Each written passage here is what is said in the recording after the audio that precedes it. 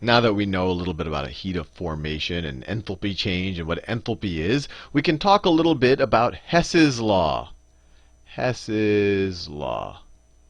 And what this tells us is that the energy change of a process is independent of how we get from one state to another. And really that's a byproduct of the fact that energy is a state variable. Whether we're talking about enthalpy or internal energy, they're state variables. And we've talked multiple times that it's independent of how many steps it takes to get there, or what path you happen to take. But how is that useful to us when we're dealing with everyday reactions? So let's say, let me just make up some reaction where I have A plus B yields, oh, I don't know, let's just say it just yields C plus D.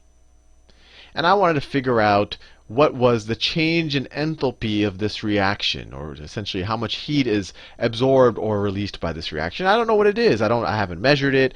And all I have are the heats of formation. So all I know is how do you go.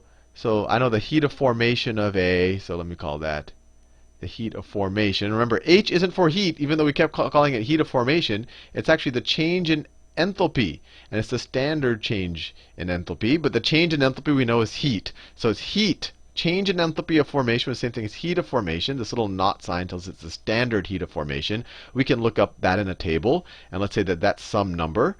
And then we have our heat of formation of B, delta heat of formation, let me call it of B. This is heat of formation of A, and it's a standard heat of formation.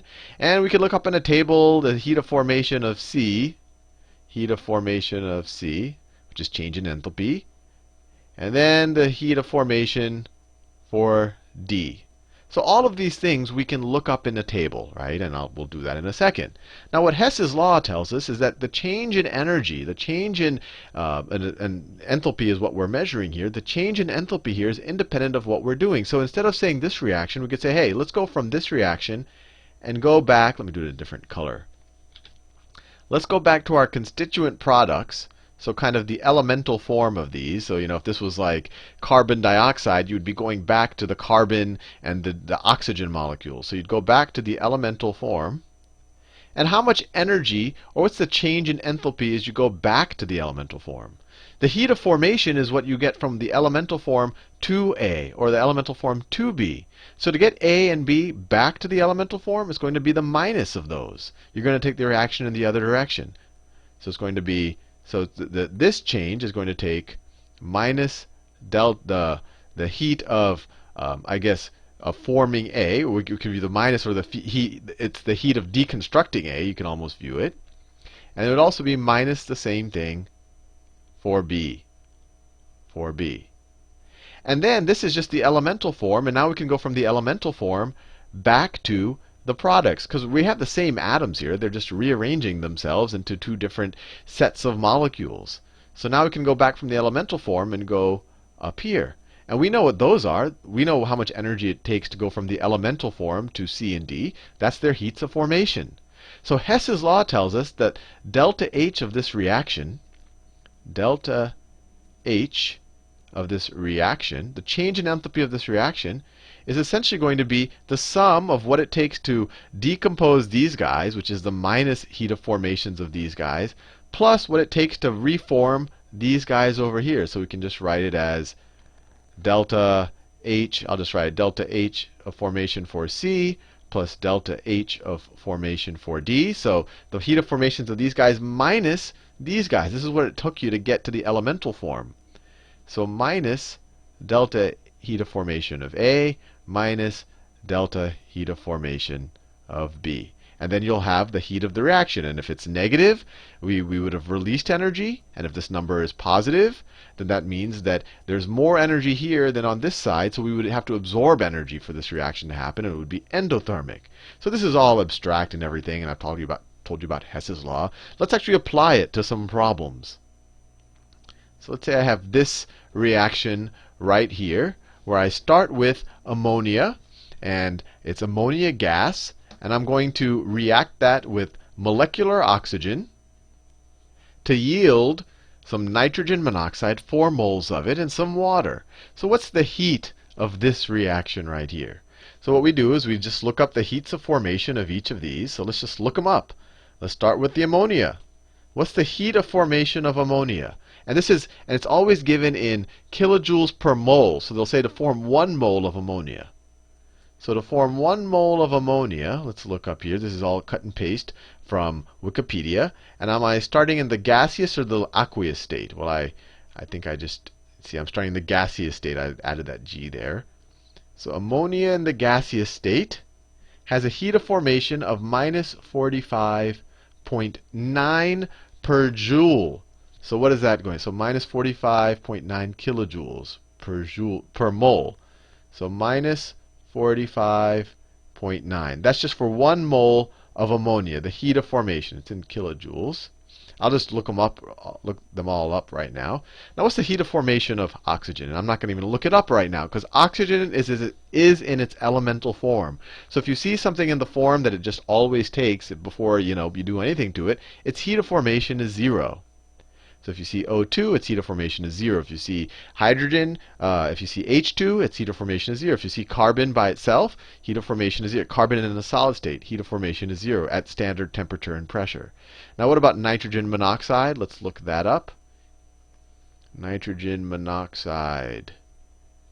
I have it right here. Nitrogen monoxide, heat of formation, it's positive 90.29. 90.29. 90.29. And finally, what's the heat of formation of water? Well, let me see. Water.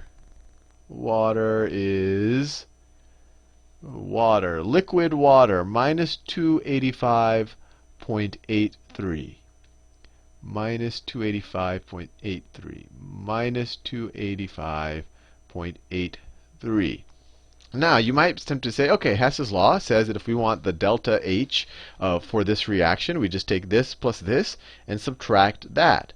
And you would be almost right, but you would get the problem wrong. Because these are the heat of formation per mole. But we notice in this reaction we have 4 moles of this plus 5 moles of this yield 4 moles of this plus 6 moles of that. So we have to multiply this times the number of moles. So here I have to multiply this times 4 here, and I have to multiply it times 4 here, and I have to multiply it times 6 here. I don't even worry about multiplying 0 times 5 because it's just going to be 0. So now we can apply Hess's law to figure out the delta H of this reaction. So the delta H of this reaction is going to be equal to 4 times the heat of formation of nitrogen monoxide, so 4 times 90.29, plus 6 times the heat of formation of water, so plus, I'll switch colors, 6 times minus 285.83. And just as a side note, given that the heat of formation of nitrogen monoxide is positive, that means that you have to add heat to a system to get this to its elemental form. So it has more energy than its elemental form. So it won't just happen by itself. And water, on the other hand, it releases energy when you form it from its elemental form. So in some ways, it's more stable. But anyway, so these are the heats of formations of the products, and then we want to subtract out the heats of formation of the reactants in our reaction. So here it's 4 times 45.9. Oh, and let me make sure it's a minus 45.9. Right? That was ammonia had a minus 45.9 heat of formation. So what did we end up with? Let me get the calculator out. So I have, let me make sure, let me put it over here. I have to be able to read it. Well, I'll just do it off the screen because my screen is getting filled up. So I have, let me just do it here. 4 times 90.29 plus 6 times 285.83 negative is equal to, so far we're at minus 1353. And does that sound about right? Yeah, that looks about right. And now we want to subtract from that 4 times minus 45.9. So we want to subtract, so minus 4 times 45.9 negative is equal to minus 1170. So our delta H of this reaction is equal to minus 1170 kilojoules. Kilojoules for this reaction. And all we did is we took the heat of formation of the products, multiplied times the number of moles, and subtracted out the heat of formation of the actual reactants. So there you go. Let's do one more of these. Let's say I had some propane. I had some propane, and I'm going to combust it. I'm going to oxidize the propane to yield some carbon dioxide and water. Well, it's the same drill. What's the heat of formation of propane? Look it up here. It is amazing how exhaustive these lists really are. Propane is down here in its liquid state. Heat of formation minus 104.7. So let me write that down. Minus 104.7. Heat of formation of oxygen is elemental state. That's how you always find oxygen. So it's just 0. Heat of formation of carbon dioxide. Let's see. Carbon dioxide, and as a gas, minus 393.5. Minus 393.5. And water, we already figured that out. It's minus 285.83. Minus 285.83. So how much heat is formed when we combust 1 mole of propane right here? So let's see. We have to figure out the heat of the products, the heat of formation of the products. So it's going to be 3 times this, because we formed 3 moles of this. For every mole, we release this much energy. And then plus 4 times this, and then subtract out 1 times this. So what do we get? We get 3 times 393.5, that's a negative, is equal to that, plus 4 times 285.83 negative is equal to minus 2,300 kilojoules roughly. And then we have to subtract out 1 times this, or we could just add 104.7. So let me just do that. So plus 104.7 is equal to minus 2,200. So here, my heat of this reaction is equal to minus 2,219 kilojoules as we go in this direction. So for every mole of propane that I combust, I will actually produce this much energy on the other side, because this right here has 2,000, roughly 2,200 less kilojoules than this side right there. So I could actually rewrite this reaction where I write all that, and I could have added. Let me do it.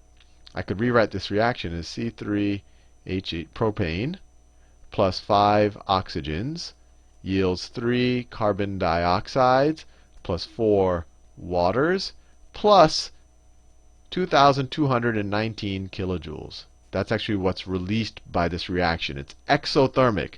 This side of the reaction has less heat than this side, and that it didn't just disappear, it got released. And this is where it got released. Now, sometimes you'll see a question where they say, hey, fair enough, you figured out this heat of this reaction. How much heat is going to be released if I were to hand you, I don't know, let's say I were to hand you 33 grams of propane. Well, then you just start thinking, oh, well, how many moles of propane this is? Because if I combust 1 mole of propane, I get this much heat. So how many moles of propane is 33 grams? Well, how much does 1 mole weigh? The 1 mole of carbon, so 1 mole of carbon weighs 12 grams. 1 mole of hydrogen weighs 1 gram. So 1 mole of propane is going to be 3 times 12, so times 3, because we have 3 carbons there, and 8 hydrogens, so times 8. So it's going to be equal to 36 plus 8. So it's going to be 44. So this is going to be 44 grams per mole. Right? So this is, let me write that down. 44 grams per mole. Now, if I give you 33 grams, how many moles am I giving you? Well, 33 grams times, I guess we could say 1 over 44 moles per gram. I don't have to write the whole gram there. And then the grams cancel. I'm giving you 33 over 44ths of a mole, or I'm giving you 0.75 moles. So if 1 mole produces this much energy, 3/4 of a mole is going to produce 3/4 of this. So we just multiply that times 0.75. So times 0.75, and you get 1664. So times 0.75 is equal to 1664. So if I were to give you 1 mole of propane and I were to combust it with enough oxygen, I'll produce 2200 kilojoules that's released from the system. So this side of the system has less energy left over.